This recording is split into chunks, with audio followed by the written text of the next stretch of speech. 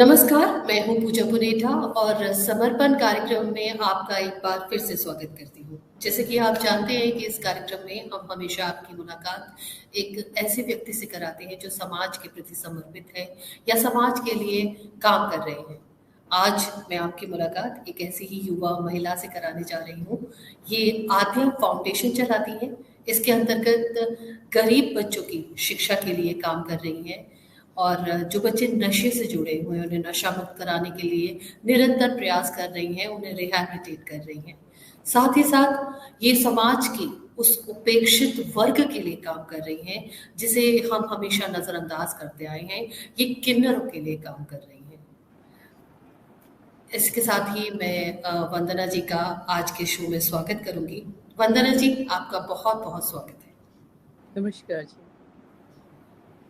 वंदना जी, कई बार ऐसा होता है कि हम अपने कार्यक्रम की शुरुआत करते हैं इस सवाल के साथ ज़्यादातर कि इतना जज्बा, इतना मतलब, क्योंकि कहने में बहुत आसान लगता है कि हम ये काम कर रहे हैं, हम बच्चों के लिए काम कर रहे हैं, हम किन्नरों के लिए काम कर रहे हैं, लेकिन इसके पीछे की जो मेहनत है वो हमको दिखाई नहीं देती। आज मैं आपसे यही जानना चाहती हूँ कि ये सारा जज्बा, ये सारी मेहनत, ये सारी जो कोशिश है वो कैसे आती है? देखिए, ये कोशिश सिर्फ मेरी फैमिली से हुई। मेरे फादर से मुझे प्रेरणा मिली, फादर मदर से प्रेरणा मिली, जो कि अब दुनिया में नहीं है।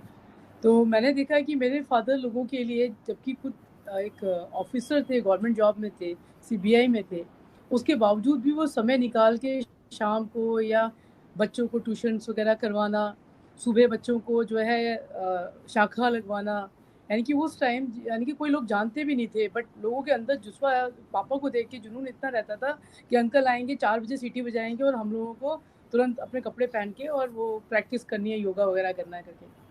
उसके साथ साथ फिर मैंने देखा कि मेरे फादर खाली टाइम में लोगों को, जैसे कुछ महिला परेशान है, किसी को कहीं उसकी कंप्लेंट नहीं हो रही है, तो मदर मेरी सोशल वर्कर थी, तो कहीं ना कहीं से किसी न किसी को घर में ले आती थी। तो फादर फिर भी बड़े प्यार से उसको टैकल करते थे, उसको फ़ोन भी कर देते थे कि भैया ये लड़की परेशान है, और उसके साथ उसकी इवन उसकी एफआईआर की कॉपी भी पापा ड्राफ्टिंग करके दे देते थे। तो मुझे लगा कि यार फादर तो मेरा बड़ा अच्छा काम करते हैं। फिर धीरे धीरे हम बड़े होते गए, फादर के साथ कभी कभी कुछ इन्वॉल्व होते गए। फिर साथ में एक ग्रुप बना, तो देखते थे कि भाई लोग इतने ज़्यादा परेशान हैं, सड़क पे छोटे छोटे बच्चे परेशान हैं, हमको इतनी सारी फैसिलिटीज़ हैं हमारे घर में, जो मांगते हैं मदर फादर तुरंत दे देते हैं, और ये बच्चे इतने परेशान हैं। कोई एक आइसक्रीम के लिए, मैं आपको बताती हूँ, मेरा ज़्यादा मन तब वहाँ से हुआ कि मैं लोधी रोड से निकल रही थी, वहाँ पर एक पीछे एक कम्युनिटी सेंटर था, वहाँ 7 8 10 बच्चे ऐसे ही झुंड बना के खेल रहे थे। मैंने मजाक मजाक में एक बच्चे को बोला, तुम आइसक्रीम खाओगे? बोला कि खिला दो दीदी। मैंने एक को खिलाया और उसने सारे बच्चे वहाँ आके खड़े हो गए कि हमें भी, हमें भी। और वो आइसक्रीम खिलाने के बाद उन बच्चों के फेस पे जो खुशी और रौनक था कि ना जाने उन्हें क्या मिल गया आज। तो मुझे लगा मेरी इस छोटी सी प्रयास से इन बच्चों को इतनी खुशी हो सकती है, तो भगवान करे भविष्य में मैं इस लायक बनूं कि इनकी मैं बहुत मदद करूं और सक्षम बनाऊं इनको कि ये कभी इन सड़कों पे इस तरह भीख वगैरह नहीं मांगे। तो ये सारी प्रेरणा मेरे को मेरे घर से, मेरे संघ परिवार से ही मिली है। जो आज मेरी सोच है, मेरी विचारधारा अपने देश के लिए या अपने उन नागरिकों के लिए है जो प्रयास कर रहे हैं फिर भी नहीं उठ पा रहे हैं, या जो बहुत बुरी हालत में है, उनको किस तरह उनसे उभारा जाए, किस तरह आपस में एक समूह बना के और उन तक मदद पहुंचाई जाए। ये सब विचारधाराएं मेरे अपने घर की हैं। मतलब माता पिता से सीखी हुई बहुत सारी बातें होती हैं बिल्कुल। जो हम हमेशा कैरी करते रहते हैं। ये बहुत ही खूबसूरत बात है कि आपने अपने पेरेंट्स को, उन लोगों की मदद करते हुए देखा जिन्हें ज़रूरत है, और वो धीरे धीरे आपके पास भी आई, और अब आप बहुत सारे बच्चों की मदद कर रही हैं। आप शिक्षा के लिए उनके काम कर रही हैं। तो ये कौन से बच्चे हैं जिन्हें आप शिक्षा से जोड़ती हैं और कैसे जोड़ पाती हैं? ये बच्चे ज़्यादातर वो होते हैं जो कहीं पर एक लेबर साइट जहाँ काम चल रहा होता है, कंस्ट्रक्शन का वर्क चल रहा होता है, या ये कुछ लोग ऐसे होते हैं कि जो रोड्स पे रह रहे होते हैं, जिनका जिनका अपना ज़रिया सिर्फ भीख मांगना है। और कुछ लोग उनमें से ऐसे हैं जो लोग ये बताते हैं कि जी बाढ़ आ गई थी तो यहाँ आ गए थे। इनफैक्ट आप मेरे वेबसाइट पर जाके देखेंगे कि एक रैन बसेरा था, बट मेरे को उस रैन बसेरे का नाम नहीं डिस्क्लोज करना, बट मैंने कुछ रैन बसेरे ऐसे भी लिए जिसको, जो गवर्नमेंट के द्वारा उनको मिले हुए थे। और वो वहाँ पर वो प्रयास नहीं कर पा रहे थे, काम नहीं कर पा रहे थे, तो उनको जाके मैंने उनसे बिना कोई पैसे लिए, यानी कि मैंने उनको बोला कि आप ये रैन बसेरा आप चलाओ, सिर्फ मुझे इसमें बच्चे जो वहाँ बच्चे बहुत थे निज़ामुद्दीन की तरफ, तो मैंने वो रैन बसेरा लिया सिर्फ उन बच्चों को पढ़ाने के लिए। तो ये बच्चे वही हैं जो ज़्यादातर सड़कों पे रहते हैं। सडनली आप देखें एक रेड लाइट पे कहीं 10-12 दिन बाद एक पूरा झुंड, एक समूह आके रहने लग जाता है। तो ये ज़्यादातर रोड बज के बच्चे हैं। तो वंदना जी, आप ऐसे बच्चों को पढ़ा रही हैं जो ज़्यादातर भीख मांगते हैं या फिर रोड के आसपास रहते हैं। इनके पेरेंट्स को समझाना बहुत मुश्किल होता होगा, क्योंकि कहीं न कहीं इनके पेरेंट्स का सारा मकसद यही रहता है कि हमारे बच्चे या हम सब मिलकर अपने परिवार की एक रोज़ की रोटी का इंतज़ाम करें, और भीख माँगना एक इनका रोज़गार है। तो कैसे आप समझाती हैं इनके माता-पिता को और खुद बच्चों को भी? क्योंकि एक लंबे अरसे तक इस काम में जुड़े रहने के बाद कहीं न कहीं पढ़ाई करने की इच्छा उनके अंदर खत्म हो जाती होगी। उन्हें लगता है कि ठीक है, यही ज़िंदगी है, हम भीख माँग रहे हैं, पैसे आ रहे हैं, खाना खा रहे हैं, सो रहे हैं, फिर जाग रहे हैं, यही दिनचर्या है। कैसे काउंसलिंग करती हैं, कैसे समझाती हैं? देखिए, ये बहुत टफ़ है। पहले तो बहुत दिक्कत का सामना होना होता था कि बच्चों को मैं अपने संस्था द्वारा एक टॉवल और सोप और कुछ पुराने कपड़े या कुछ अपने किसी ने डोनेट कर दिए तो वो उन बच्चों को देती थी।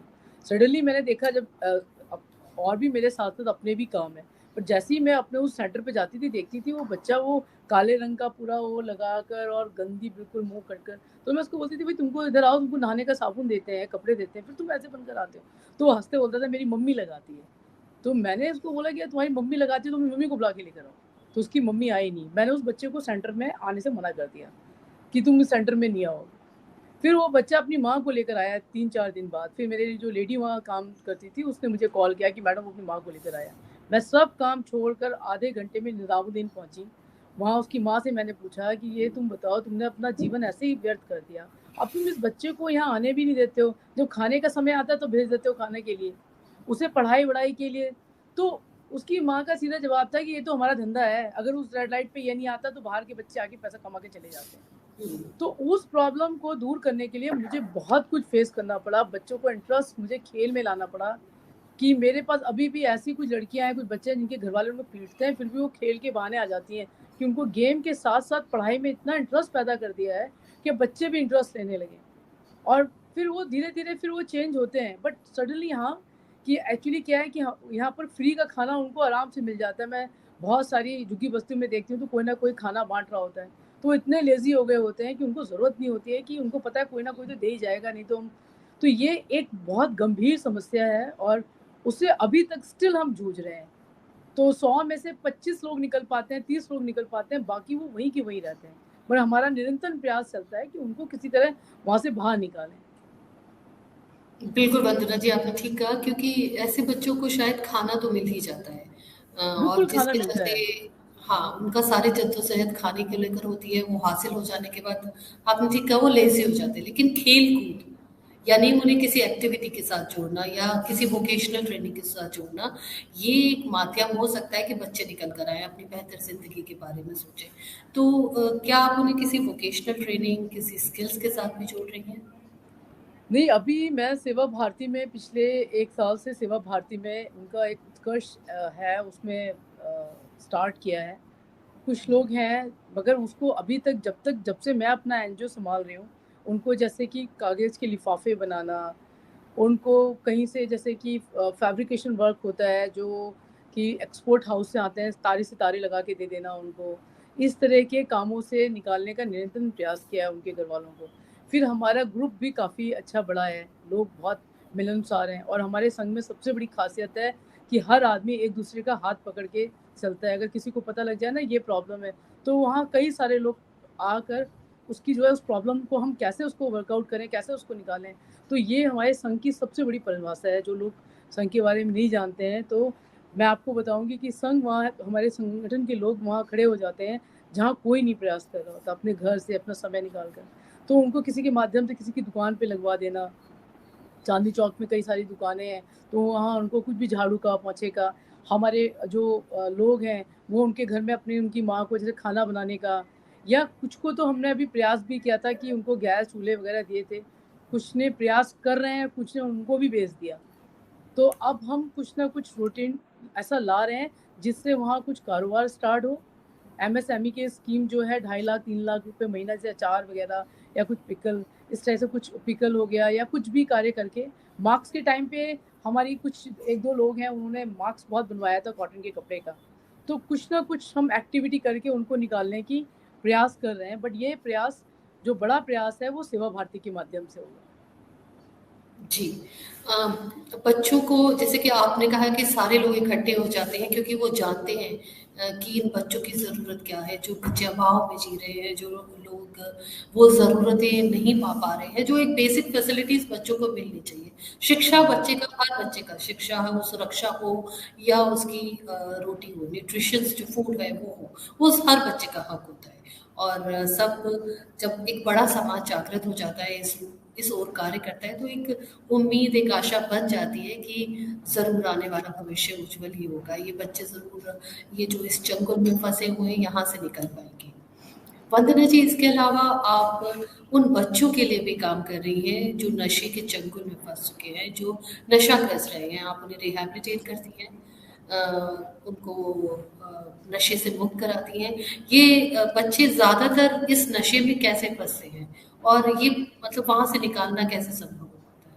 देखिए, ये सब चीज़ें हैं भूख की, और जब आदमी को भूख प्यास लगती है तो ये लोग कामचोर भी होते हैं। ये लोग क्या करते हैं कि मैंने अभी इनकी मैं आपको बताऊं कि ये लोग अपने बच्चे को भी नशा कराना बचपन से सिखा देते हैं। सुई ली और लगा दिया, और बच्चे इनके इतने छोटे छोटे ट्रेंड होते हैं कि ये आपका कनॉट प्लेस में सर्कल पर हनुमान मंदिर के आसपास पहले इस तरह के बहुत सारे बच्चे पाए जाते थे, यानी बहुत सारे परिवार पाए जाते थे। ये लोग, कुछ संस्थाएं थी जो यहाँ से कंप्लेंट होने के बाद इनको उठा के लेके जाते थे। 7 दिन बाद, 8 दिन बाद, 10 दिन बाद वो दोबारा यहीं आ जाते थे।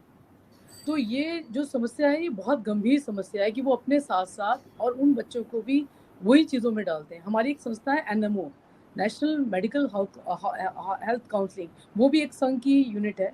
हम लोग हर संडे मेडिकल कैंप लगाते हैं, यानी कि आद्या फाउंडेशन उनके साथ मिलकर कैंप लगाती है, जिन कैंपों में हम उन बच्चों की काउंसलिंग भी करते हैं कि उनको कैसे उस चीज़ों से बाहर निकालें, उनके परिवार से संपर्क करते हैं। तो उनको ये बताते हैं कि इसके साइड इफ़ेक्ट क्या है, उनको डायग्राम बता के समझाते हैं कि जो तुम 10 साल, 15 साल, यानी कि 100 साल की भी, 80 साल की भी आयु है, तो कैसे तुम मौत की तरफ धीरे-धीरे जा रहे हो। फिर उनको उस निकालने के लिए हम लोग प्रयास करते हैं, उनको कुछ मेडिसिन्स वगैरह जो हमारे डॉक्टर्स हैं वो सलाह करते हैं। वही एक बहुत बड़ी गंभीर चिंता का विषय है कि ये ड्रग्स इनको कहाँ से आती है, कैसे मिल जाती है। तो वो छोटे बच्चे भी अगर आप उनको मना करो तो वो इस तरह की लैंग्वेज यूज़ करने लग जाते हैं। वो इतने एडिक्ट हो चुके हैं उसके, यानी कि यूज्ड टू हो चुके हैं कि वो खुद से अपना इंजेक्शंस लेके लगा लेते हैं।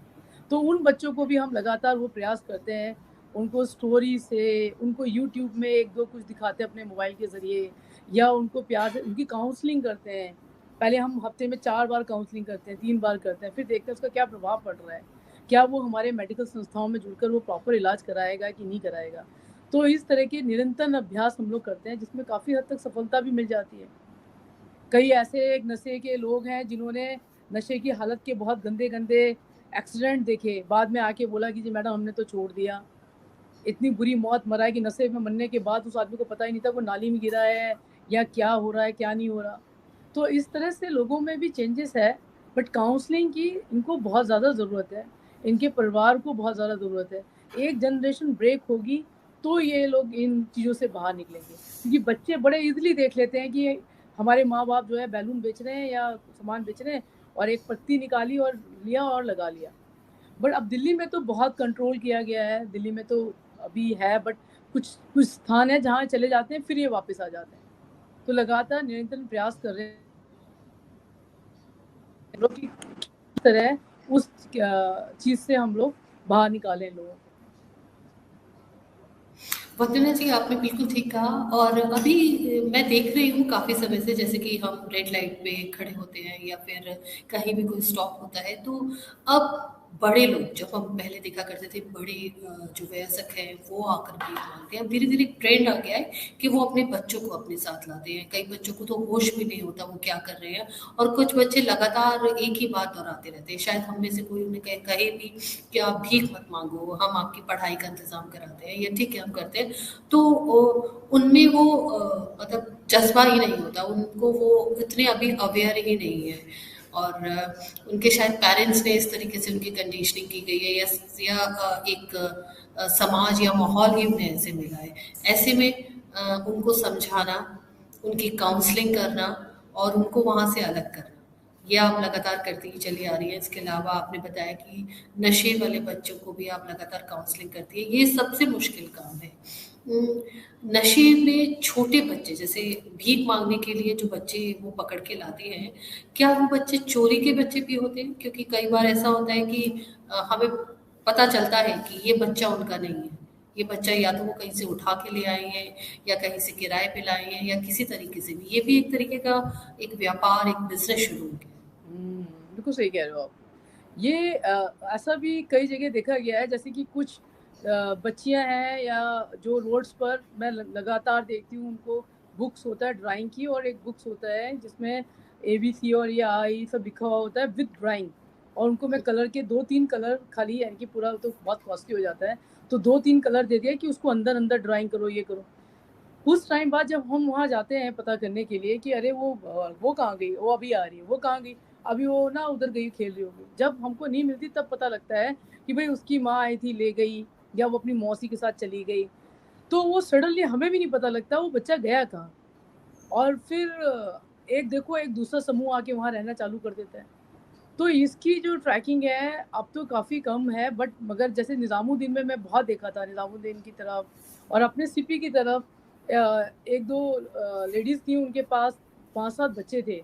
तो मैं यहाँ पर बंगला साहब गुरुद्वारा के पीछे एक रैन बसेरा है, वहाँ गई थी कि भाई आप माँ बाप को रखो ना रखो, मगर इन बच्चों को कम से कम रैन बसेरे के अंदर कर लो कि कल कोई छोटी लड़कियाँ हैं, कुछ ऊंच नीच हो जाए।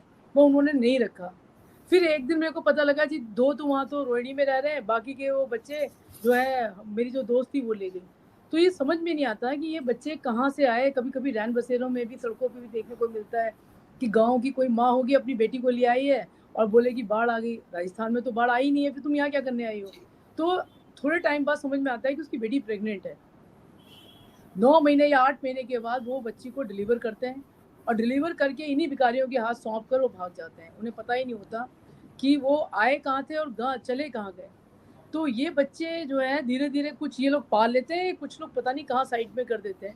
ये तो एक बहुत बड़ा गैंग है, अगर इसमें जाओ तो आप क्या हम लोगों के बस की तो बात नहीं है, टू बी फ्रैंक। वंदना जी, करते हैं हम इस लोगों को तरीके जो मिलता है, हम लोगों को जो मिलता है बोलता है, हम उसको समझाते हैं, काउंसलिंग करते हैं कि देखो ये लड़की है, छोटी बच्ची है। जैसे हम लोग सेक्स वर्कर पे भी काम करते हैं, तो हम लोग काउंसलिंग करते हैं भाई एक चेन को तोड़ने के लिए। देखो ये छोटी बच्ची है, बच्चे हैं, या लड़का हो या लड़की हो, इसको हॉस्टल में डाल दो। कल को ये पढ़ेगा लिखेगा, तुम्हारा सहारा बनेगा। 40-45 साल की उम्र के बाद आपके पास कोई ऑप्शन नहीं है, तो आप इस बच्चे को पढ़ने दो। कल कोई कहीं नौकरी करेगा, कहीं अपने पैरों पे खड़ा होगा, तो तुमको भी इस जगह से निकाल के लेके जाएगा। तो उनको कुछ समझ में आता है। तो हमारा जैसे कि सेवा भारती की कई सारी संस्थाएं, हमारे संघ की, RSS की, तो हमने वहाँ वो खोले हुए हैं उनके लिए, रहने के हॉस्टल्स खोले हुए हैं। उन बच्चों को फिर हम पुलिस की परमिशन से उन बच्चों को वहाँ एडमिशन कराते हैं, उनको उन हॉस्टल में डालते हैं। अगर कोई बच्चा जाना चाहता हो, उसकी माँ परमिशन दे, या उसका रहने वाला कोई या कोई ऐसा लावारिस बच्चा मिलता है जिसका कोई नहीं होता या भिखारियों के साथ होता है, तो हम पुलिस की परमिशन से हमारा संगठन उस बच्चे को अपने वहाँ डाल लेता है। वहाँ उसको हम लोग अच्छी पढ़ाई कराते हैं, हम उसको संस्कार अच्छे देते हैं उन बच्चों को। वंदना जी, आप बात कर रही हैं गुमशुदा बच्चों के बारे में भी कि कुछ समय तक वो बच्चे एक जगह दिखाई देते हैं, फिर कुछ दिनों बाद वो दिखाई देना बंद हो जाते हैं। तो क्या आप इस समस्या को या इस की रिपोर्ट पुलिस तक भी करती हैं? और करती हैं तो क्या उन बच्चों का कुछ पता चल पाता है या पुलिस का कितना सहयोग मिल पाता है इसमें?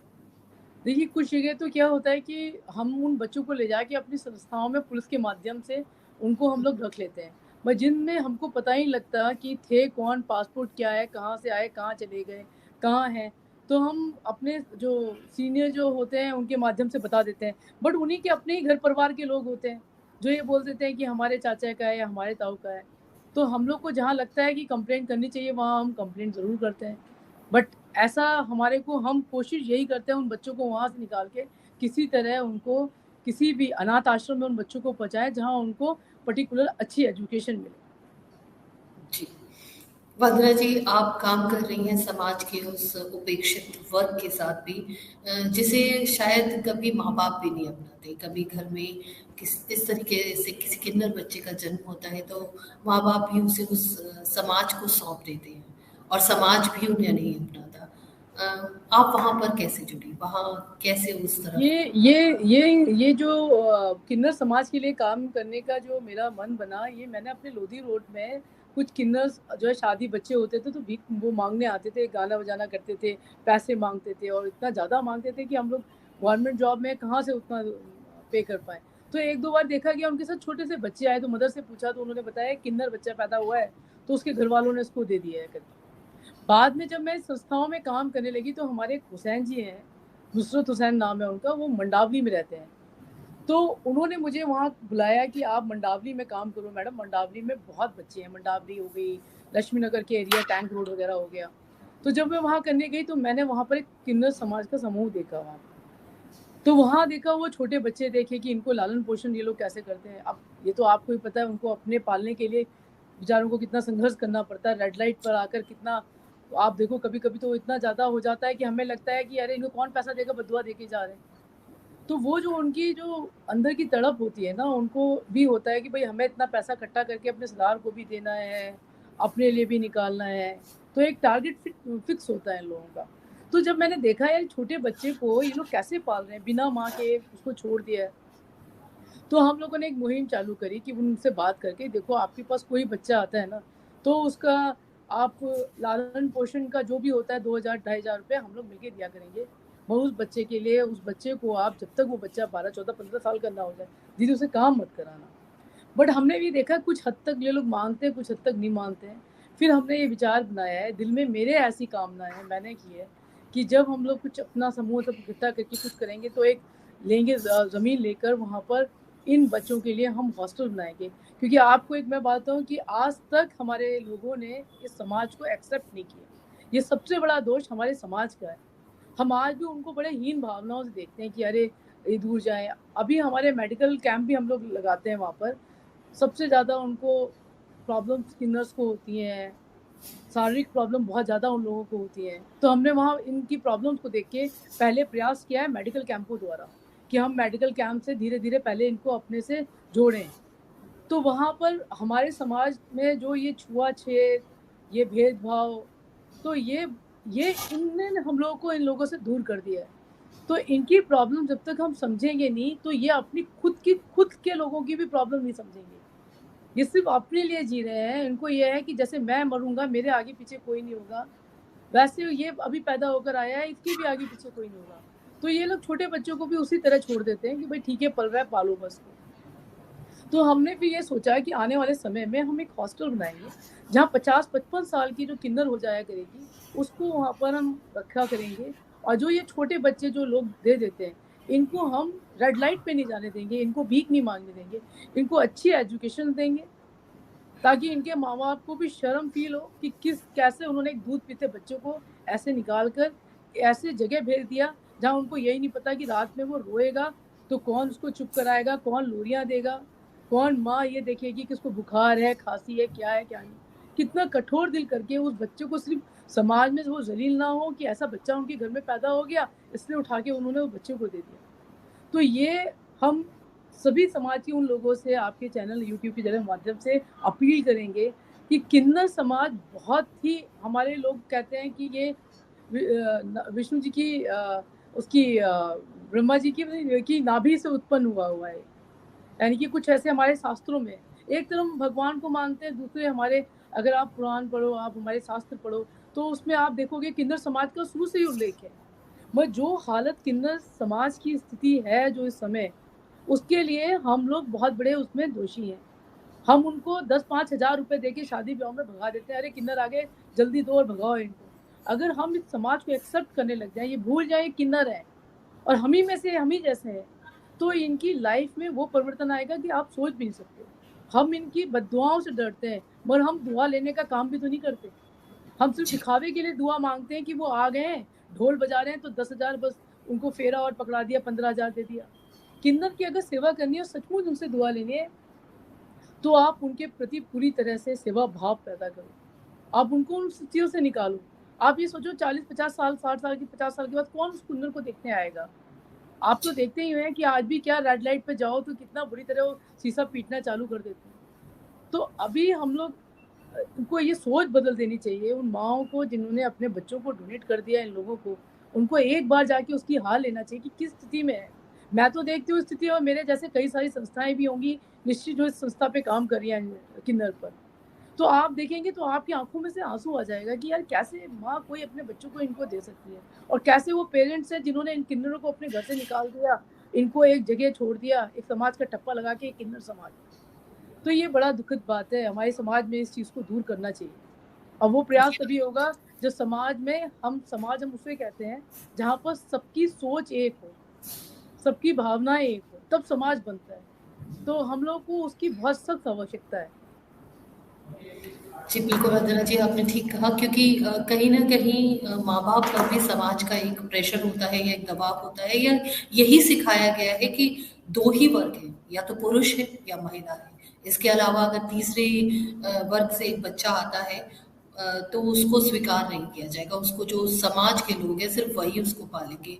आप इतने सारे किन्नर से मिलती हैं, क्या कभी किसी ने बताया कि उनके माँ-बाप उनका कभी पता भी लगाते हैं या उनसे कभी मिलने भी आते हैं कि वो किस हाल में जी रहे हैं, कैसी ज़िंदगी जी रहे हैं, या किसी को नहीं पता कि वो कहाँ से आए हैं? नहीं, ऐसा नहीं है। सोनिया करके एक लेडी है जो चांदनी चौक में अपने कनॉट प्लेस में है। जी। हिमांगी गिरी जी हैं जिन्होंने हमारे भागवत गीता का उल्लेख कर करके आज अपने आप को इतना सक्षम बना लिया है कि उन्हें महामंडलेश्वर की भी उपाधि मिल गई है। और वो आप देखेंगे कि महामंडलेश्वर हिमांगी गिरी डालेंगे तो आएगा। लक्ष्मी जी भी हैं जो इसी समुदाय से निकली हैं, और बहुत सारे ऐसे लोग हैं, और कुछ ऐसे भी हैं जिनके घर वाले फ़ोन भी नहीं करते, उनको पता भी नहीं है कि वो कहाँ थे, कहाँ हैं या नहीं है। कुछ ऐसी हैं जो आर्मी के, जिसका फादर आर्मी में था, तो बताती है कि घर जाती हूँ तो मेरी माँ बहुत परेशान होती है, मैं मुझसे कहती है ऐसे मिलने मत आया कर, जहाँ तू है मैं वहाँ आ जाया करूँगी, चुपचाप मिलती है। तो कुछ माएँ हैं जो कहीं न कहीं मोह रखती हैं, बट समाज में वो एक्सेप्ट नहीं कर सकती। और तो और मुझे किन्नर बताती हैं कि वो पैसा कमाकर अपनी माँ को देती हैं। अभी सोनिया नाम की इसकी ज़िक्र किया, उसके भाई ने उसकी माँ को घर से निकाल दिया। सोनिया अपनी माँ को घर पर लेके रखी हुई है, कहीं दूसरी माँ साथ में नहीं रहना चाहती। माँ ने उसको मना कर दिया कि उसने बोला कि माँ मेरे साथ आके रह लो, उसने मना कर दिया कि नहीं तुम्हारे साथ नहीं रहूँगी। उसने अपनी माँ की व्यवस्था कराई हुई है रहने की, और पैसा खर्चा भी दे रही है। तो आप ये बताओ कि तब आपको शर्म नहीं आ रही कि आप किन्नर से पैसा ले रहे हो? तो समाज में ऐसे बहुत सारे लोग हैं कि किन्नर अपनी फैमिलियों के लिए काम कर रही हैं, मगर ये है कि वो बात करने में, समाज के सामने आने में, एक्सेप्ट करने में, उससे वो लोग डर के भागते हैं।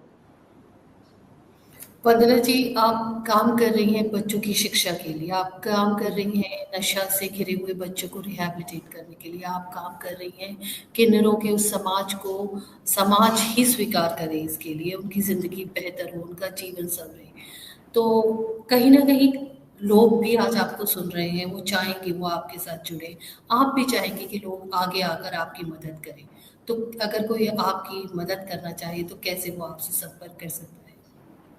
मेरे को तो जो अगर कोई मदद करना चाहता है तो हमारी मेडिकल दवाइयाँ कुछ होती हैं जो रिक्वायर्स होती हैं, जो ज़रूरत हमारे मेडिकल कैंप लगते हैं। तो एक्सपायर दवाई ना भेजकर ऐसी कुछ दवाइयाँ हैं जिनको वो हमको कोरियर द्वारा माध्यम से भेज दें, जो हम मेडिकल कैंप लगाते हैं वहाँ हमारी उन दवाइयों की बहुत ज़रूरत पड़ती है। कुछ कपड़े ऐसे हैं कि जो कोशिश करें कि ठीक-ठाक हों, फटे ना हों, उसे धोकर, नहीं तो हम लोगों ने वॉशिंग मशीन लगा रखी है, और उस वॉशिंग मशीन में हम लोग अभी भी यहाँ पर भी रखे हुए हैं, हम लोग उन कपड़ों को पैक कर कर, और जहाँ लगता है कि यहाँ बहुत बुरा कंडीशन है, वहाँ जाके सप्लाई कर देते हैं, दे देते हैं, डोनेट करते हैं। तो मेनली यही है कि हम लोगों को पैसे नहीं चाहिए, ना उनकी रिक्वायरमेंट है। हमें बस उनकी ज़रूरत है कि वो हम तक जुड़े रहें। जी। दवाइयाँ हो गई, किताब हो गई, प्लेन किताबें या कलर्स जो रंग भरने की कॉपी किताबें होती हैं। मुझे बेसिक वंदना चीज़ों की जी, इसके लिए रिक्वायरमेंट है। आप अपना फ़ोन नंबर या कोई पता या कोई ईमेल आईडी हाँ, कुछ बताना चाहेंगी? ताकि यस, लोग यस। वहाँ मेरा पर आपसे मेरा संपर्क कर फ़ोन सकें। नंबर मेरा फ़ोन नंबर 9953322229। तो ये मेरा जी। फ़ोन नंबर है, और मेरा मेल है vandavats@yahoo.com। अगर कोई मेल कर बताएगा तो बहुत अच्छा होगा कि मुझे मेरी मेडिसिन लिस्ट होती हैं जो हमारे को कैंपों में ज़रूरत होती हैं, तो मैं उनको प्रोवाइड करवा दूँगी कि उसमें से जो जितनी दवाएँ वो भेज सकते हो वो भेज दें मेरे को। और बच्चों से रिलेटेड कोई कॉपी किताब या कुछ अच्छी कोई पुस्तक, कोई हिंदी की, कोई इंग्लिश की, कोई रीडिंग हो बच्चों के लिए, स्टोरी बुक्स हों, उस तरह की कोई चीज़ें हों, तो वो आप करा दें। बस इतनी ही हेल्प, बहुत बहुत हेल्प हो जाएगी। जी वंदना जी, और बहुत शुक्रिया हाँ, आपका बहुत आज बहुत हमारे साथ धन्यवाद। जुड़ने के लिए। और मुझे लगता है कि ये शुक्रिया मैं अपना और अपनी टीम की तरफ से कर रही हूँ, लेकिन आने वाला भावी समाज, भावी देश और बच्चे एक दिन आपका शुक्रिया ज़रूर अदा करेंगे, क्योंकि शिक्षा एक ऐसा माध्यम है जो बच्चों को बताता है कि सही और गलत में क्या फ़र्क है, और आप उन्हें वो फ़र्क करना सिखा रही हैं, और समाज बिल्कुल, के बिल्कुल। साथ ही साथ उस उपेक्षित वर्ग के लिए भी काम कर रही है, जिसके बारे में हम कभी-कभार सोच लेते हैं जब उस रास्तों से गुज़रते हैं या कहीं उनसे आमना-सामना हो जाता है। इसके अलावा हम लोग फिर अपनी ज़िंदगी में लौट जाते हैं। धन्यवाद फिर से, शुक्रिया उन लोगों के साथ धन्यवाद जी। हमें जोड़ने के लिए और उन लोगों के लिए काम सुनीता हूँ, और आज के शो समर्पण में आप सभी का स्वागत है। जैसा कि आप जानते हैं कि इस शो के दौरान हम एक ऐसे व्यक्ति से बात करते हैं जो समाज के प्रति, खास तौर से बच्चों के लिए काम कर रहे हैं, क्योंकि माना जाता है कि कोई देश, कोई जगह, कोई समाज, कोई परिवार तभी खुशहाल माना जाता है जहां बच्चे शिक्षा और सुरक्षा की छतरी के नीचे रहते हैं, यानी कि उनका जीवन, उनका बचपन खिलखिलाता रहता है। ऐसा हो नहीं पाता, कई बार गरीबी के चलते या उन तक मदद ना पहुंच पाने के चलते या अज्ञानता के चलते बच्चे शिक्षा से नहीं जुड़ पाते। लेकिन आज जिस व्यक्ति से हम आपकी मुलाकात करवाने जा रहे हैं, उन्होंने वो कर दिखाया है। उन्होंने बच्चों को, खास तौर से ज़रूरतमंद बच्चों को शिक्षा के साथ जोड़ने का बीड़ा उठाया है। सिर्फ शिक्षा ही नहीं, वो उन्हें भोजन भी उपलब्ध करा रहे हैं और उनको रोजगार से भी जोड़ रहे हैं। अब मैं जिनका स्वागत करने जा रही हूँ उनका नाम सुशील मीना है। सुशील जी, आपका बेहद स्वागत है। बहुत धन्यवाद। सुशील जी इस वक्त रेलवे में इंजीनियर हैं, और मैं समझ सकती हूँ इंजीनियर होने के नाते रेलवे में काम करने के लिहाज से समय की काफ़ी तंगी रहती होगी, लेकिन जज्बा, बच्चों के लिए जो उनके पास जज्बा है उनके लिए काम करने का, वो शायद सारी बेड़ियां, सारे बंधन तोड़ देता है और वो आगे जाके उनके लिए काम कर रहे हैं। इसके लिए सुशील जी ने एक निर्भीद एनजीओ का गठन किया है, और अब तक 3700 बच्चों को वो एजुकेशन दिला चुके हैं, यानी एजुकेशन के साथ जोड़ चुके हैं। साथ ही साथ जैसा कि मैंने आपको बताया, वो भोजन और रोजगार से भी बच्चों को जोड़ रहे हैं। सुशील, सबसे पहला सवाल यही है, सवाल नहीं बल्कि एक जिज्ञासा है मेरी। निर्भेद आपका सपना है और जी, ये सपना लगभग साकार हो गया है, तो कैसा महसूस हो रहा है? और साथ साथ ये निर्भेद के बारे में भी हमें बताएं ताकि लोग जान सके कि आप कैसे काम कर रहे हैं। देखिए बहुत बहुत धन्यवाद आपका इस शो में लाने के लिए। निर्भेद जो सपना है अभी तो खैर साकार नहीं है, तो शुरुआत है खाली हम लोगों की। दरअसल 7 साल पहले निर्भेद का हम लोगों ने रजिस्ट्रेशन कराया था, ये सोचकर कि जो भी बच्चे हैं उनको हम लोग पढ़ा पाएंगे एक बड़े लेवल पे, क्योंकि बहुत बच्चे थे, बहुत सारी समस्याएं थी। निर्भेद से पहले भी हम लोग पढ़ाते थे 2013 से, जब से मेरी पोस्टिंग दिल्ली हुई थी ट्रेनिंग कंप्लीट करने के बाद में, उसके जस्ट बाद ही हम लोगों ने शुरू कर दिया था मैंने अपने ये सारे काम। और करीबन 2 साल अकेले ही ये सब चीज़ें करी थी, कोई संगठन नहीं था। लेकिन चीज़ें समझ में आई थी, समस्या समझ में आई कि बच्चे सिर्फ ये 10, 15, 20 नहीं है, बहुत हैं। मेरे पास संस्था जब हमने रजिस्ट्रेशन नहीं कराई थी, तो उससे पहले करीबन 300 बच्चे हो गए थे, और 300 बच्चों को मैनेज करना मेरे लिए या मेरे 1-2 लोग हमारे जो दोस्त थे उनके लिए भी आसान नहीं था। संस्था से लोग जुड़ जाते हैं। फिर जो समस्याएँ देखी मतलब पूरे देश में, आस-पड़ोस में, हर जगह में, तो देखा कि ज़रूरी है कि एक भेदभाव चीज़ें खत्म हो और एक सोच के साथ काम किया जाए। तब 2015 में हम लोगों ने निर्भेद फाउंडेशन का रजिस्ट्रेशन कराया मैंने, और उसके बाद वॉलंटियर्स जुड़ते गए, साथी जुड़ते गए, मेंबर्स बढ़ते गए, और जैसा कि आपने कहा आज के समय में हमारे पास करीबन 3700 बच्चे हैं। बाकी रहा सपना तो ये ऐसा है कि देखा मैंने है, और ये सालों-साल पूरा होता रहेगा। ये जब तक चलता रहेगा, जब तक कि शहरों में या गाँव में इस टाइप के बच्चे मुझे दिखते रहेंगे, या ये इस टाइप के बच्चे खत्म नहीं हो जाते जिनको शिक्षा नहीं मिल पा रही है। अगर सब बच्चे शिक्षित हो जाएँगे तो उस दिन ये सपना भी पूरा हो जाएगा। तो ये है कि लाइफ जब तक है, तब तक तो एक चैलेंज है और चलता रहेगा। हर दिन हमारे सपने पूरे होते हैं, हर दिन नया देखते हैं। जो आज देखा वो कल पूरा होगा, तो सपने पूरे होते रहते हैं, चलते रहते हैं। ये तो जीवन भर की चीजें हैं जो चलेंगी आगे। सुशील, आपने बताया कि सपना साकार अभी होने के पड़ाव पर है। आप इस बिल्कुल। दौरान बहुत सारे लोग आपके साथ जुड़ रहे हैं। ज़रूर वो भी बच्चों के प्रति उतने ही समर्पित रहे होंगे। तो क्या मतलब कहाँ से मदद मिलती है? दोस्त जुड़ जाते हैं, ऑफिस के कुछ कर्मचारी जुड़ जाते हैं, आस-पड़ोस के लोग जुड़ जाते हैं। कैसे लोग आप तक पहुँचे? देखिए, जब शुरुआत करी थी हम लोगों ने इसकी, जब स्टार्टिंग में पढ़ाना था, तब तो अपना बच्चे थे, हम लोग पढ़ाते थे। धीरे-धीरे, क्योंकि हम लोगों के पास में वो फ्लैट, अपनी बिल्डिंग इस टाइप का कुछ नहीं है। ये जितने भी 3700 बच्चे हैं, ये सब खुले आसमान के नीचे ज़मीन पर बैठ के ही पढ़ते हैं। इवन हम लोगों का कोई ऑफ़िस भी नहीं है कि मैं ये कहूँ कि हाँ, निर्वेद का मैंने कोई ऑफ़िस बनाया हुआ है, कोई ऑफ़िस नहीं। सब खुले में है सारी चीज़ें। जैसे एक फ्लैट लिया हुआ है जहाँ पर बच्चों के जिनके बोर्ड के एग्ज़ाम होते हैं, बच्चे वहाँ पर रहते भी हैं, पढ़ते भी हैं। सिर्फ़ उनके लिए हम अच्छा, लोगों ने लिया हुआ है। जी। तो जब शुरुआत थी, तो शुरुआत तो अकेले ही करी थी, ज़ाहिर-सी बात है। धीरे-धीरे जो साथ के दोस्त थे, मैं एचबीटीआई कानपुर से पास आउट हूँ, तो मेरे साथ के जो दोस्त थे, वो यहीं पे आस-पास प्लेसमेंट उनकी हुई, कुछ उन लोगों ने साथ दिया। फिर धीरे-धीरे जी। पोस्टिंग इधर-उधर रही, कुछ रेलवे के दोस्तों ने साथ दिया। जब से निर्भेद बनी तो धीरे-धीरे जब लोगों को लगा कि यहाँ कुछ चल रहा है, लोग देखते हैं, उनके अंदर जिज्ञासा होती है कि ये क्या चल रहा है, क्योंकि सब पार्क में, ओपन एरिया में, रोड के बगल में इस टाइप से हम लोगों के सेंटर चलते हैं। शुरुआत के दौर में लोग पूछते थे, तो ज़ाहिर-सी बात है जो हाउसवाइफ्स हैं, जो कुछ करना चाहते हैं, जो जी। आज का यूथ है, जो शाम के टाइम में इधर अपना घूमने आए, उन्होंने देखा, तो उन लोगों ने हमारा साथ दिया। वक़्त बढ़ता रहा, धीरे-धीरे चीज़ें होती रही, हमारे साथ में बच्चे भी बढ़ते रहे।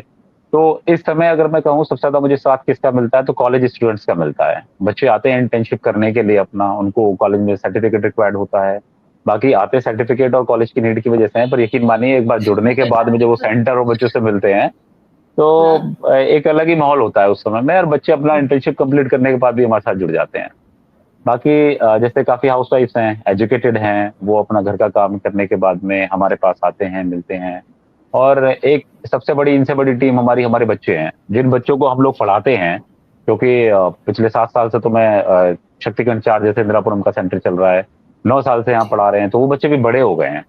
उन बच्चों को एज के हिसाब से हमने पढ़ा के उनकी 10th पास हो गया, कोई 12th हो गया, तो बड़े बच्चे छोटे बच्चों को पढ़ाते हैं, छोटे बच्चे उनसे छोटे बच्चों को पढ़ाते हैं। तो जो हमारे लिए स्टूडेंट है, वो किसी के लिए शिक्षक है। तो इस टाइप से जी। बच्चे भी हैं, टीचर्स भी हैं, जो सोसाइटी के लोग हैं, आस-पड़ोस के लोग हैं, वो भी हैं। तो इस टाइप से इस समय तो खैर सैकड़ों वॉलंटियर्स हैं हमारे साथ जो जुड़े हुए हैं, जो अलग-अलग सेंटर्स पे हमारे पास पढ़ा रहे हैं। लोगों को बहुत जगह होती है, जैसे कि अब गाज़ियाबाद का सेंटर है, वो तो लोग बाग घूमते-फिरते दिख गया। काफ़ी बार ऐसा हुआ है कि मीडिया में आया, टीवी पे भी आया, कोई एपिसोड आ गया हम लोगों के ऊपर। हालाँकि हमें नहीं हुँ, पता हुँ। होता कि कब कहाँ कब चीज़ें चल जाती हैं, कौन सेंटर पे आके ऐसा व्यक्ति आ जाता है कि जो इन चीज़ों को आगे बढ़ा देता है। बिहार से कॉल आई कि आप ऐसा कर रहे हैं, क्या हमारे यहाँ मदद मिल सकती है? अब यकीन मानिए कि मतलब मुझे नहीं पता था ये चीज़ें कि हम यहाँ बैठ के बिहार या झारखंड में भी पढ़ाएँगे या मेरठ, मुज़फ्फरनगर में भी पढ़ाएँगे। तो देखा कि वहाँ ज़रूरत है, वहाँ समस्या है, तो मैंने भी नहीं सोचा कि मैं कर पाऊँगा, नहीं कर पाऊँगा, बस टीम से बोला है और करना है, बाकी देखी जाएगी, ऊपर वाला कराएगा। तो वहाँ के लोगों से भी बातें करी, उन बच्चों से बातें करी, व्हाट्सएप के वीडियो कॉल करी, तो देखा कि नहीं ज़रूरत है। शुरुआत कर दी, बिना ये सोचे कैसे होगा, बट इतना था कि करना है, क्योंकि अगर कोई चीज़ शुरुआत करके उसको खत्म कर दे, तो किसी को सपना दिखा के अगर हम लोग तोड़ देते हैं, तो उससे बड़ा पाप तो वैसे भी कुछ नहीं होगा। तो हम लोगों ने क्या किया कि अपना देखा पहले कि हाँ, चलो यहाँ करते हैं, देखी जाएगी, टीम से बात करी, सब कुछ करा, और वो सभी सेंटर जब से शुरू करे हैं, तब से लेके आज तक अच्छी तरीके से चल रहे हैं। बच्चे वहाँ पढ़ पा रहे हैं, और बच्चों का जो रिस्पॉन्स है, बच्चे जो परफ़ॉर्म कर रहे हैं, चाहे वो इंटरनेशनल योगा डे के दिन जैसे ministry of culture program organise कराती है, जहाँ पर योगा अलग-अलग कॉलेजेस से बच्चे स्कूल से आते हैं, पार्टिसिपेट करते हैं। तो वहाँ हमारे बच्चे फर्स्ट, सेकंड प्राइज़ इन बच्चों को मिलता है, ये विनर होते हैं। अभी लेटेस्ट में बच्चों को हमने स्कूल में एडमिशन करा दिया फॉर्मल एजुकेशन के लिए। तो जी। हमारे यहाँ की बच्ची ने 8th क्लास टॉप किया। बच्चों ने एनआईओ से फर्स्ट टाइम एग्ज़ाम दिए, कभी स्कूल नहीं गए वो बच्चे, तो हमने ऐज के हिसाब से उन्हें पढ़ा के 10th के एग्ज़ाम दिलाए। तो वो बच्चे अपना पास हो गए, अब 11th में करा रहे हैं। तो ये चीज़ें, सारी चीज़ें देख कर के जो टीचर्स हैं, देखिए हमारा तो, मेरा तो टारगेट ही है कि अगर ये नहीं भी पढ़ते हैं, तो ज़बरदस्ती इनके दिमाग में पढ़ाई डाल के और उनको पढ़ाना ही है। लेकिन होता है ना कि मतलब कोई वॉलंटियर्स आते हैं, वो सोचते हैं कि नहीं ये करेंगे तभी उनको एनर्जी भी उसी चीज़ से मिलती है। जी। तो बच्चे इतना अच्छा परफ़ॉर्म कर रहे हैं कि इतना अच्छा मतलब करके दिखा रहे हैं कि मतलब वो एक्स्ट्रा खुश हैं टीचर्स भी, कि यार मतलब ऐसे होने चाहिए बच्चे। और नॉर्मल स्कूल्स में तो आपने भी देखा होगा बच्चे घर पे रोते हैं कि मम्मी स्कूल नहीं जाऊँगा, पापा स्कूल नहीं जाऊँगा, आज छुट्टी करा दो। हमारे स्कूल जी। में ये घर पे रोते हैं कि मुझे सेंटर जाना है, मतलब हमारे स्कूल को ये सेंटर बोलते हैं। तो टीचर्स को भी अच्छा लगता है। तो वॉलंटियर्स, जैसा आपका सवाल था कि कहाँ से लोग मिलते हैं, तो फेसबुक के माध्यम से, टीवी के माध्यम से, न्यूज़पेपर के माध्यम से, या रोड पे सेंटर चलते हैं हम लोगों के, तो लोग जो देख के जाते हैं। ये सारे माध्यम है जहाँ से कहीं न कहीं से हम लोगों को वॉलंटियर्स टीचर्स मिल जाते हैं। और बाकी तो माध्यम सबसे बड़ा तो ऊपर वाला है कि उसको पता है कि यहाँ वॉलंटियर्स टीचर्स की ज़रूरत है, तो कहीं न कहीं से वो जुगाड़ करके बचा देते हैं। क्योंकि मैं हूँ, मेरे अलावा हज़ारों बच्चे हैं, किसी एक की भी किस्मत अच्छी होगी तो वॉलंटियर टीचर तो हमें मिल ही जाएँगे, क्योंकि मकसद बच्चों का पढ़ने का है, मेरा पढ़ाने का है, और एक ही मकसद पे हम लोग काम करते हैं। तो इस टाइप से ये हम लोगों को मकसद वॉलंटियर्स मिल जाते जी। सुशील, ये मकसद इतना खूबसूरत है कि सिर्फ़ उत्तर भारत में नहीं और राज्यों तक भी पहुँच रहा है। जैसे कि आपने बताया बिहार से आपको बोला गया कि हमारे यहाँ के बच्चों को भी पढ़ाइए। हैं। जी। 22 राज्यों में इस वक़्त आप काम कर रहे हैं। 22 नहीं, हम राज्य लोगों के यानी कि हाँ, नहीं जी। 27 सेंटर्स हैं हम लोगों के, 27 सेंटर्स हैं। अच्छा, और तो हम ये हाँ 27 जी। सेंटर्स अलग-अलग राज्य में हैं या फिर किन-किन राज्य नहीं, में हैं? देखिए ये उत्तर प्रदेश में है सबसे पहला, बिहार जी। में है, ये मैक्सिमम हुँ, 2 इस जगह पर हैं। जी। झारखंड में है, राजस्थान में जस्ट शुरू करने वाले हैं, और एक हुँ, उत्तराखंड में हुँ। है हम लोगों का। ये 4 राज्य हैं अच्छा। हमारे पास। जी, तो ये कैसे पढ़ाते हैं आप? ऑनलाइन शिक्षा रहती है या वहाँ के लोग भी जुड़ जाते हैं बच्चों के साथ, वही-वही सेंटर्स बना लेते हैं? सेंटर्स हमारे वहीं बनते हैं। ऑनलाइन शिक्षा पे जी, मतलब मैं बिलीव नहीं करता पर्सनली, क्योंकि बिल्कुल। जिनको हमने टारगेट किया हुआ है, वो हुँ, बच्चे हुँ। ऐसे हैं कि वो शिक्षा उन्होंने छोड़ी हुई है। एज उनकी ज़्यादा है, उनके ऊपर घर की ज़िम्मेदारियाँ भी हैं। तो जी, उस बच्चे को सिर्फ़ किताबी शिक्षा के अलावा हमको जीवन की शिक्षा भी देनी होती है, उसको शिक्षा हुँ, में जोड़ना होता है, उसको समझाना होता है। तो सभी क्लासेस फिज़िकल क्लासेस चलती हैं, सारे हुँ, हुँ। टीचर्स वहाँ पर जाते हैं और वहाँ पर ही जी, पढ़ाते हैं। हर जगह सेंटर्स ओपन किए हुए हैं। तो वहाँ पर जो टीचर्स होते हैं कि कुछ देखिए चलाने के लिए हम लोगों को रिक्रूट करके, मतलब सैलरी पे भी रखना पड़ता है स्टाफ, जो पूरे को मैनेज करता है। लेकिन इतने बच्चों को पढ़ाने के लिए हम लोगों को टीचर्स चाहिए होते हैं। तो जैसे लेटेस्ट में अभी यूपीएस देहरादून यूनिवर्सिटी है यूपीएस, तो वहाँ के इंटर्न्स हमारे यहाँ पर आए थे, तो पटना भेजा हमने वहाँ पर। पटना के रहने वाले जो रेजिडेंशियल्स हैं वहाँ पर, उन लोगों को भी, किसी को इंटर्नशिप करनी है, किसी को वॉलंटियरिंग करनी है, कुछ तो इच्छा से अपना आना ही चाहते हैं। तो इस टाइप से वहाँ भी वॉलंटियर जा रहे हैं।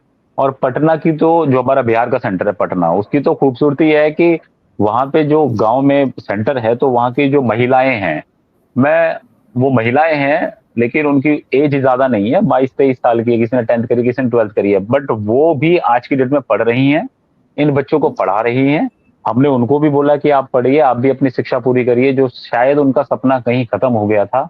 तो आज वो अपना भी सपना पूरा कर रहे हैं हमारे साथ मिलकर, और इन बच्चों का भी पूरा कर रहे हैं। तो हमारी वहाँ की टीम भी ऐसी ही बनी है कि पूरी मेहनत से वो पढ़ भी रही हैं और पढ़ा भी रहे हैं। और जो बाकी बाहर की जो शिक्षक आते हैं, वो इन शिक्षिकाओं को भी पढ़ाते हैं, कि जिससे वो घर के साथ-साथ अपना काम भी कर लेती हैं, पढ़ भी लेती हैं, और बच्चे भी बहुत अच्छा परफ़ॉर्म कर रहे हैं। तो सबसे मतलब वहाँ मुझे अच्छा लगा कि जो एक द्वेष भावना किसी में नहीं है, सब प्यार से रहते हैं, पढ़ते हैं, और एक डिमांड होती है ना जैसे बच्चों की, नहीं मैं ऐसे बैठूँगा, मैं ये करूँगा, किसी की कोई डिमांड नहीं है। मैं भी पर्सनली नवंबर में, तो मैं पहले अभी मई में गया था मैं। हुँ, हुँ। तो यहाँ पे अगर आप किसी सेंटर पे जाएँगे तो बच्चे परफ़ॉर्म करेंगे कि मतलब इस टाइप से दिखाएँगे कि डांस करना है तो म्यूज़िक सिस्टम होगा, आवाज़ होगी, जी, वहाँ नहीं चाहिए। वहाँ क्या था, बच्चे खुद ही गाना गा रही है और खुद ही डांस कर रहे हैं। मतलब उनके उनके जो सपने हैं ना, मैं आपको बताऊँ कि शर्म नहीं थी, कुछ ऐसा नहीं था। एक था कि मतलब वो हैं, वो दिखा रहे थे कि मुझे कुछ करना है, मैं हूँ ये। तो खुद से ही गाना गाना है, बिना ये सोचे कि मेरी आवाज़ अच्छी है कि बुरी है। मतलब बहुत वो जो बच्चे हैं, आप उनको देखेंगे ना, इतने प्रभावशाली बच्चे हैं, इतना अच्छा वो परफ़ॉर्म कर रहे हैं।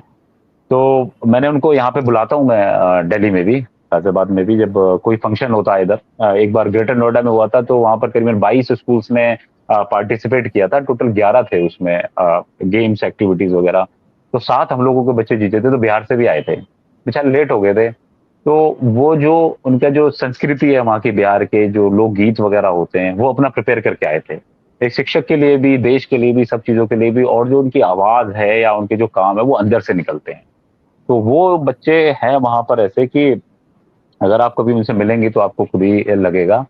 तो वहाँ से जब कॉल आती है, ऐसे बच्चों से मिलते हैं, तो वहाँ पे कुछ मुझे भेजना है, राशन भेजना है, तो राशन भेजा था तो हमने ट्रेन से भेजा था। यहाँ मैं थोड़ा इंडियन रेलवेज़ का फ़ायदा उठा लेता हूँ कि रेलवे के थ्रू हम लोग सामान, स्टेशनरी, खाना-पीना सब वहाँ पे हम लोग इस टाइप से भिजवा देते हैं और समय-समय पर हम जाते रहते हैं।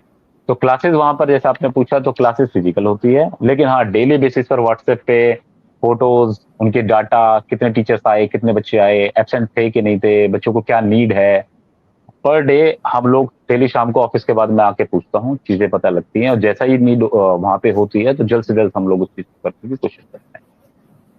तो इस टाइप से वहाँ के भी सुशील दूर के भी सेंटर होते हैं। जी। जी। सुशील, आपने बताया कि इनमें से कुछ बच्चे काम भी करते हैं, उनके पढ़ाई भी करते हैं, साथ-साथ घर के लिए एक सपोर्ट सिस्टम भी तैयार करते हैं और जी। आपकी संस्था जो है उन बच्चों को रोज़गार के लिए भी तैयार कर रही है कि शिक्षा तो ठीक है, लेकिन शिक्षा के बाद कहीं न कहीं घर चलाने के लिए, अपना जीवन आगे बढ़ाने के लिए रोज़गार की आवश्यकता भी होती है। तो ये जी। रोज़गार के लिए आप उन्हें कैसे तैयार कर रहे हैं? क्या वोकेशनल ट्रेनिंग दी जा रही है या किस माध्यम से उनको तैयार किया जा रहा है? देखिए हम लोग तो मैं थोड़ी-सी प्रैक्टिकल अप्रोच रखता हूँ इसमें कि अगर मैं उन्हें कुछ भी कोई ट्रेनिंग, वोकेशनल ट्रेनिंग इस टाइप की दे दूँ, तो वो परमानेंट अपना कोई काम नहीं कर सकता, ब बच्चों की एज थोड़ी कम है। मैं हुँ, एग्ज़ाम्पल लेता हूँ इस चीज़ के लिए, उदाहरण देता हूँ मैं अपने शक्तिखंड 4 इंदिरापुरम सेंटर का कि यहाँ पर एक जी। डंपिंग ग्राउंड है, जहाँ कूड़ा-वूड़ा आता है पूरे इंदिरापुरम गाज़ियाबाद का। हुँ, हुँ, तो हुँ, हमारे कुछ बच्चे ऐसे भी थे, हैं अभी भी कि जो सुबह साढ़े 3-4 बजे उठ जाते थे कि गाड़ी आएगी, उसमें से बीनना है। उसमें से करा 7 बजे पूरा सेग्रीगेट किया कि लोहा क्या है, प्लास्टिक क्या है। देन उसके बाद में उसको 8 बजे तक उसको बेच दिया, फिर हमारे पास पढ़ने आ गए, फिर नहा धो के अपना पढ़ने आ गए, फिर चले गए। तो ये चीज़ें इनका डेली रूटीन है। मम्मियों के साथ अपना काम पे चले जाती हैं, लड़कियाँ पापा चले जाते हैं। तो अब क्या था ना कि ये रोज़गार वाला मुद्दा सबसे पहले हमारे सामने आया था कि एक अर्निंग हैंड उनके घर से जा रहा था फिर से। तो हमने जो कंडीशन रखी थी कि नहीं हम पढ़ाएँगे और आपके घर का थोड़ा-सा ध्यान रखेंगे। तो हम क्या करते हैं कि जैसे साल में 2 बार तो हमारा ये ज़रूर होता है कि रक्षाबंधन और दिवाली के टाइम पे या जैसे तीज आ गई तो मेहंदी का हो गया, तो हमारे बच्चे बहुत एक्सपर्ट हैं मेहंदी लगाने में, लड़कियाँ जो हैं बहुत अच्छा मतलब करती हैं। तो इनको जो सोसाइटीज़ हैं वहाँ पे फीमेल से बुलाती हैं, अपने यहाँ पे काम करते हैं, लेकिन वो तो एक शॉर्ट टाइम का हो गया। जो दिवाली के टाइम पे और रक्षाबंधन के टाइम पे होता है, तो रक्षाबंधन के टाइम पे राखी बनाना ये सब हम लोग करते हैं, इनको बहुत अच्छा बच्चों को आता भी है। मैं ये नहीं कहूँगा मैंने सिखाया, हम तो सिर्फ इनकी मदद करते हैं, ये अपने इनके टैलेंट है जो इतना अच्छा कर पाते हैं ये। दिवाली के टाइम पे दिया हो गया, ये जो सजावट की चीज़ें होती हैं, जो नॉर्मली हम अपने घरों में लगाते हैं, इवन हैंडमेड कार्ड्स हो गए, ये सब करते हैं। तो जो कॉन्टैक्ट में हैं हम लोगों के, मेरे कॉलेज के दोस्त हैं जो इधर-उधर एमएनसीज़ में काम करते हैं, हम इनके स्टॉल लगवाते हैं वहाँ पर।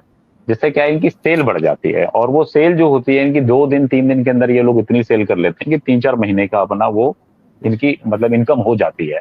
तो घरवाले खुश, बच्चे खुश। तो आप ये समझिए मतलब देखिए कि 2 बार का जो है कम से कम 5-6 महीने का ले जाता है। इसके अलावा क्या होता है कि हम लोगों ने ट्रेनिंग इनको बहुत सिलाई की, इनकी मदर्स को सिलाई करना सिखाया। एक बार साबुन बनाना भी सिखाया था कि इसकी बच्चों को इधर-उधर जाएँ, ये अपना करें। हैंडीक्राफ्ट की बहुत सारी चीज़ें हम लोग करवाते हैं। एनवेलप, लिफाफे वगैरह हो गए। तो ऐसे काफ़ी कोर्सेज़ हैं, जो कोर्सेज़ तो देखिए अगर देखा जाए गवर्नमेंट ऑफ इंडिया की तो लिस्ट है बहुत सारी 50, 55, 60 की चीज़ों की। लेकिन फिज़िबल अगर मैं देखूँ कि मार्केट में जिस चीज़ की डिमांड है, तो बच्चों को एक होता है कि आपने शायद मुझे नहीं पता देखा नहीं देखा कि लैपटॉप लेके मार्केट संडे ये जो ट्यूसडे, वेडनेसडे, थर्सडे मार्केट जो सोसाइटीज़ में लगते हैं, इसमें लैपटॉप हुँ, लेके हुँ। बैठे रहते हैं बच्चे, है ना? तो वो सॉन्ग, गाने भरते हैं, मूवीज़ डाल देते हैं और ओके में, तो जी, उससे भी इनकी इनकम हो जाती है। तो एक तरीके से कंप्यूटर एजुकेशन भी हो जाती है और बच्चों को वो भी अर्निंग सोर्स है। बाकी बच्चे हैं तो छोटी-मोटी शॉप्स पे ये लोग बैठते हैं। लेकिन पढ़ाई हुँ, से इनका कॉम्प्रोमाइज़ नहीं होता है। हम जी। इन चीज़ को ऐसे सिखाते हैं, ऐसे बनाते हैं कि सोसाइटीज़ में बच्चों को हम भेज देते हैं कि जिससे कम समय में इनकम ज़्यादा हो पाए। जो कि ये एन्श्योर ज़रूर कर लेते हैं कि ऐसा नहीं है कि हमने इनकम थोड़ी करा दी तो पेरेंट्स सोचे चलो ये तो आ गई, इसके अलावा और भी हम कर लें। ऐसा नहीं करते। मतलब ये है कि एक कंडीशन रख दी घरवालों के सामने, ठीक है बच्चा आपका है, खाना हम देंगे, कपड़ा हम देंगे, दवाई हम देंगे, किताब-कॉपी हम देंगे। आप इसको भूल जाओ 5-7 साल के लिए। जब ये अपना 10th 12th ग्रेजुएशन कर लेगा तब आपको कमा के दे देगा। तो शुरुआत में तो दिक्कत हुई थी लेकिन उसके बाद में पेरेंट्स को ये समझ में आ गया। तो अर्निंग कराना भी ज़रूरी है, वो भी हम इनकी कराते हैं और साथ में पढ़ाना भी ज़रूरी है, लेकिन पढ़ाई से कॉम्प्रोमाइज़ नहीं करते। अब तो इनके पेरेंट्स को भी समझ में आ गया कि नहीं, पढ़ना ज़्यादा ज़रूरी है क्योंकि साक्षात मतलब हम सारे वर्किंग हैं, तो उनको दिखता है ना कि ये लोग वर्किंग हैं, तो उनको भी एक सपना दिखता है कि हमारे बच्चे भी इन जैसे बन सकते हैं, क्योंकि सब चीजें हैं। तो इस टाइप से बच्चों की इनकम करा, उनके पेरेंट्स की भी इवन। अब जैसे मैं रेलवेज में हूँ फॉर एग्जांपल, या हमारी टीम में ज्यादातर गवर्नमेंट डिपार्टमेंट में ही है। मेरे पास कोई कंस्ट्रक्शन का काम आया तो मैंने इनके पेरेंट को बोला कि आप आओ और यहाँ पे काम कर लो। बैंक में जैसे हमारे साथ वाले हैं, पीडब्ल्यूडी में हैं, या किसी एनएचएआई में वगैरह में हो गए, तो क्या होता है कि हमारे पास जो पर्सनल कोई काम होता है, हम ज्यादातर कॉन्ट्रैक्ट पे काम चलते हैं, तो हम इनके पेरेंट्स को भी साथ में लगा देते हैं कि एटलीस्ट मैं ये नहीं कहता कि सभी को रोजगार हम दें और सारी चीजें हम कर पाएं, लेकिन जितना हो सकता है कि हम मैक्सिमम बच्चों को हमने कवर किया हुआ है कि इनके घर में कोई फाइनेंशियली इस तरह की दिक्कतें ना आए। जी जी, सुशील, आप बता रहे हैं कि आप पेरेंट्स की और बच्चों की इस तरीके से मदद करते हैं। इस दौरान बहुत सारे बच्चों से आपकी मुलाकात होती होगी, हर बच्चे की अपनी मुश्किलें होती हैं, हर बच्चे की अपनी ख्वाहिश होती है। तो कोई एक जी ऐसा वाक़या जो लगता है कि अभी भी ज़हन में है, किसी बच्चे से जुड़ा हुआ, जो कभी बात करते हुए आपको अभी भी याद आता हो, या कोई ऐसा बच्चा जो छोटा-सा आपको मिला हो और अब आप उसको देखते हो, देखो मतलब ये कहाँ पहुँच गया? देखिए, ऐसे तो बहुत वाक्य हैं, कुछ अच्छे भी हैं, कुछ बुरे भी हैं। एक हुँ, छोटा सा बच्चा था कि मुझे जब उसके बारे में पता लगा, वो सिर्फ 4 घंटे का था। 4 घंटे का था और उसकी हालत बहुत खराब थी, हॉस्पिटल में वो मतलब एडमिट था। मुझे पता लगा ऐसे ऐसे, तो देखिए हमारी संस्था भी हम लोग है ना, कोई सीएसआर या गवर्नमेंट ग्रांट हम लोगों ने कभी अप्लाई नहीं किया, ना ही हम लोगों को कोई ऐसी मॉनेटरी सपोर्ट मतलब है। तो हम लोगों को सोचना पड़ता है चीजें कि कितना करें कितना ना करें। लेकिन पता लगा, अब जाके देखा तो उसको बचाना मुश्किल था, लेकिन हिम्मत करके जैसे तैसे करके फिर मैंने उसको एक उस हॉस्पिटल से निकाल के, बड़ा मतलब थोड़ा सा ऐसे ही था, मैं नाम नहीं लूंगा, फिर दूसरे हॉस्पिटल में जी, करा। तो जी, वहां पर उसका ट्रीटमेंट चला, 4 दिन लगातार चला ट्रीटमेंट। और 4 दिन तक मतलब छोटा सा था, अब देख भी नहीं पाए थे हम तो उसमें एनआईसीयू में, उसमें कैसे हम लोग जाते। और 4 दिन बाद उसकी माँ थी, तो मम्मी भी, एज कमी थी, जस्ट पहला ही बच्चा था, और दादी भी थी, और उसकी इवन जो बुआएं हैं, बुआ सुनने में बड़ा लगता है, लेकिन वो हमारे ही सेंटर पे पढ़ती थी 6, 7, 8 क्लास में, ऐसे 3, 4 सिस्टर्स हैं वो। तो बच्चे को हम लोगों ने ट्रीटमेंट कराया, इसका इलाज कराया। आज वो बच्चा हमारे ही सेंटर पे पढ़ता है।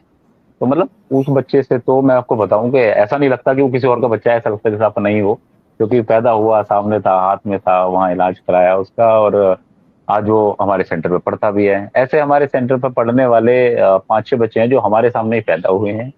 हमने ही उनको मतलब बड़ा किया, है ना, देखा उसको, ये इलाज सारी चीजें वो पढ़ रहे हैं। बाकी वाक्य तो देखिए ऐसे भी चीजें हैं हमारे पास में कि जहाँ पर सबसे ज्यादा जरूरी जो चीजें थी, जैसे बच्चियों के साथ में दिक्कत हमारे यहाँ पे बहुत आती हैं।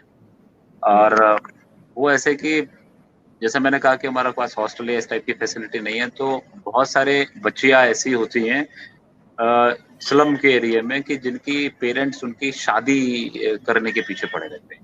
वो नहीं देखते एज क्या है। किसी भी बच्चे की पढ़ने वाले की एज हमारे यहाँ पे 15-16 साल से कोई ज्यादा नहीं है। और एक बार मेरे पास फोन आया, एक हुँ, हुँ, बच्ची पढ़ती थी हमारे यहाँ पे, तो कि सर ऐसे ऐसे जो है पेरेंट जो है शादी कर। मैंने कहा कि अब इसमें शादी में मतलब रोकनी थी। मैं सच बताऊं कि इंडिया में कानून तो है कि अर्ली एज में शादी नहीं करनी चाहिए, अरेस्ट कर लेगी पुलिस, पेरेंट्स को पकड़ लेंगे, इसको पकड़ लेंगे। पर सच बताऊं तो मतलब कितनों को पकड़वाएंगे, किसको किसकी पड़ी है कि कोई किसी बच्ची को जाके बचा ले उसकी। तो मेरे पास भी कॉल आई, तो पूरा अरेंजमेंट था शादी का, मैंने मतलब आया और मैंने रुकवा दिया पूरा पूरा। मैंने कहा ये क्या कर रहे हो, मैंने कहा मैं अरेस्ट करवा दूंगा।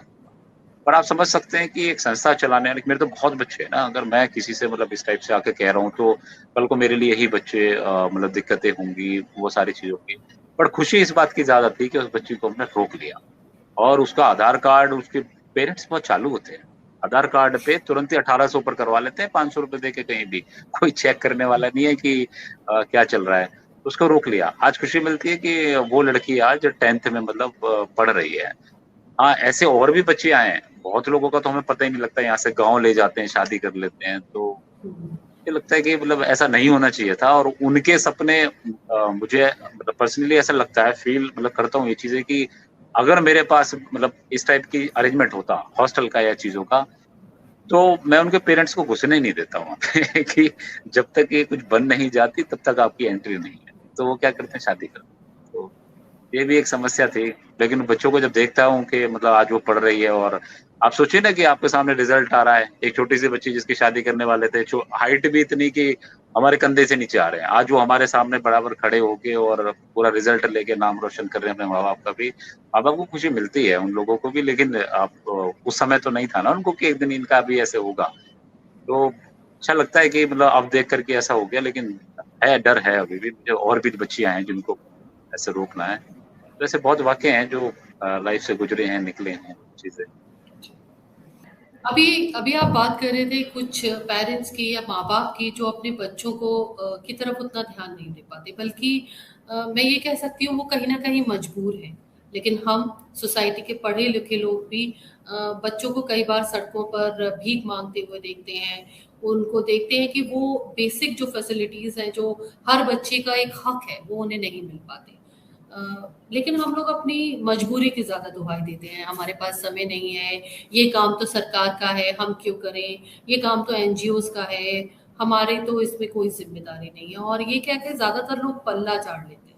तो कैसे लोगों को समझाया जाए कि सिर्फ सरकार की, एनजीओज़ की, संस्थाओं की और या किसी व्यक्ति विशेष की ज़िम्मेदारी नहीं है, ये हम सबका एक साझा प्रयास है, या साझा प्रयास होना चाहिए कि देश का हर बच्चा एक उस मुकाम पे पहुंच पाए, शिक्षित हो पाए और सुरक्षा से जी पाए। देखिए सबसे पहले तो इसमें यही है कि जो लोगों को लगता है कि ये एनजीओज़ का काम है। मैं कहता हूँ कि अगर ये समाज अगर सही होता, तो एनजीओ शब्द ही नहीं होता।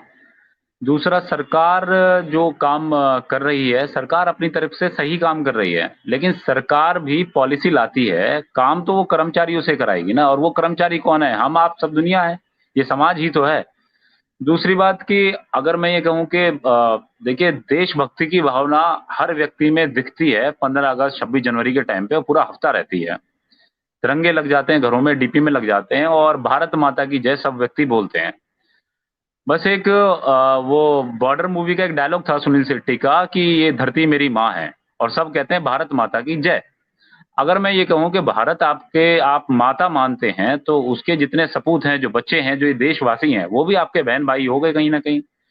तो देश की तरक्की जब होती है, कोई वर्ल्ड कप जीत रहा है, कहीं जीता, तो हम फूले नहीं समाते कि पूरे विश्व में हमारा नाम हो गया।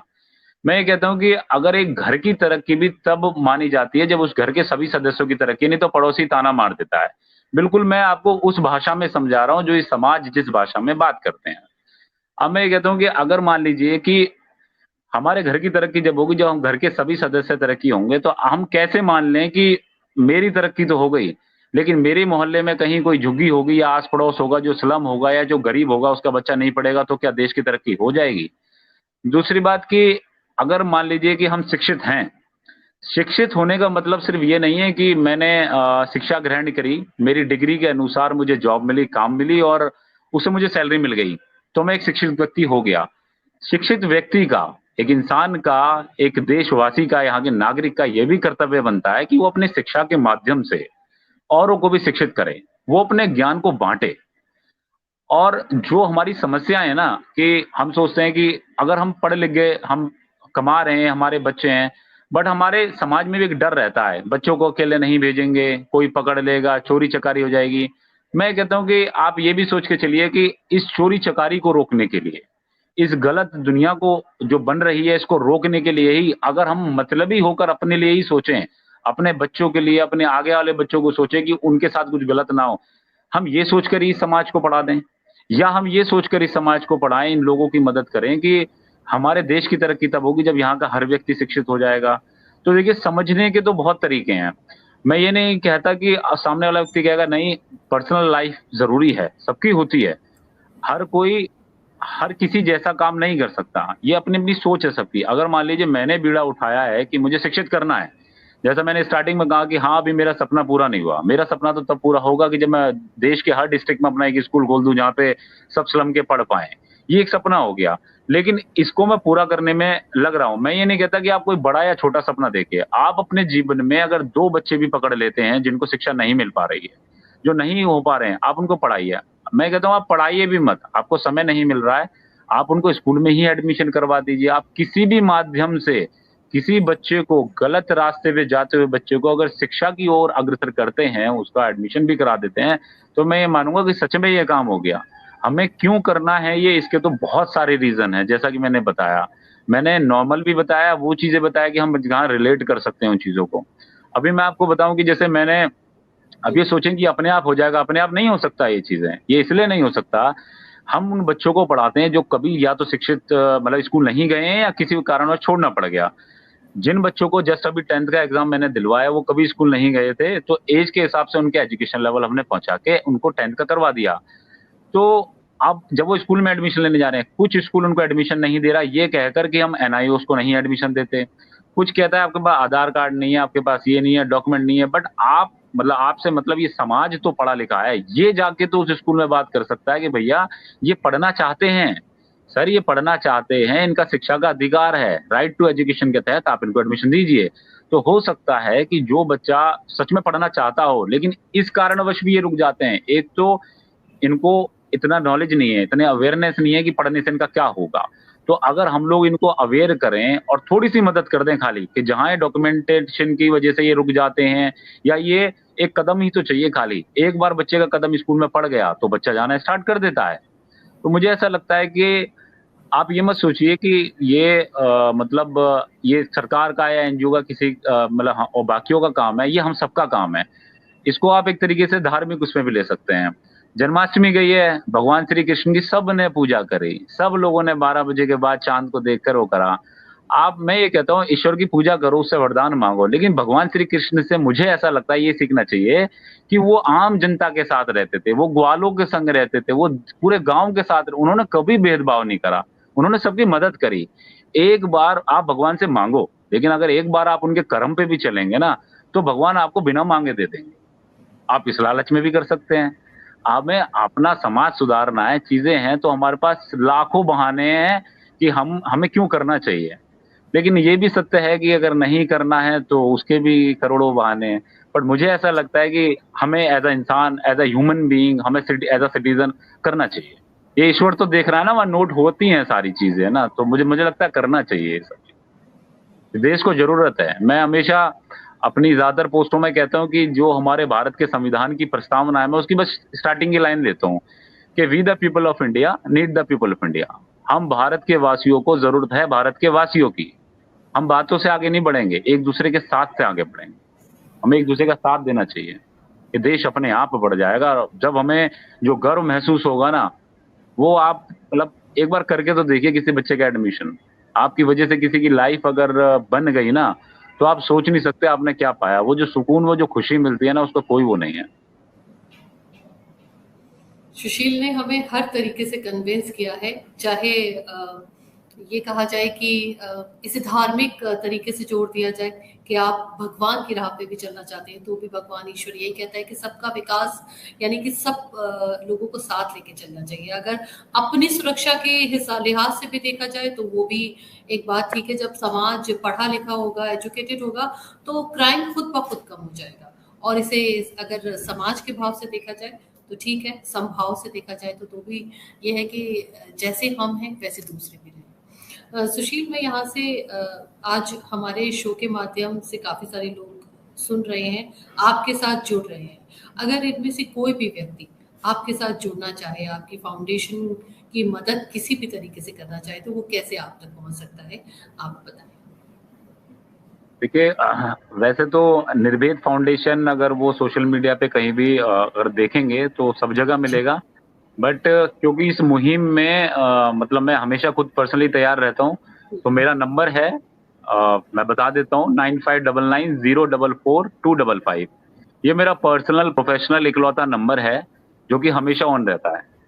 तो अगर कोई फ़ेसबुक, इंस्टा या किसी तरीके से मैसेज करता है, टीम में आता है या फिर इन केस कभी मेरा नंबर भूल भी जाएँ, तो निर्भेद फाउंडेशन जब आप सर्च करेंगे नेट पे तो मेरा ही नंबर निकल के आएगा और मेरे जितने भी सेंटर्स हैं सब गूगल मैप पे पड़े हुए हैं। आप डायरेक्ट जाके कभी भी देख सकते हैं। ओपन सेंटर्स हैं तो ये एक प्लेटफ़ॉर्म है, जो हमने बनाया है। मैं अकेला या मेरी टीम हम कुछ नहीं कर पाएँगे, जितना इस देश को इस काम के लिए ज़रूरत है। तो आप बिल्कुल मोस्ट वेलकम हैं, आप आइए अगर आज हम 2-3 लोग मिलके 3500 कर सकते हैं, तो अगर आप और लोग हमारे साथ मिल जाएँ, तो हम सब कुछ कर सकते हैं। हम सभी बच्चों को या जो भी ज़रूरत है शिक्षित हम लोग कर सकते हैं।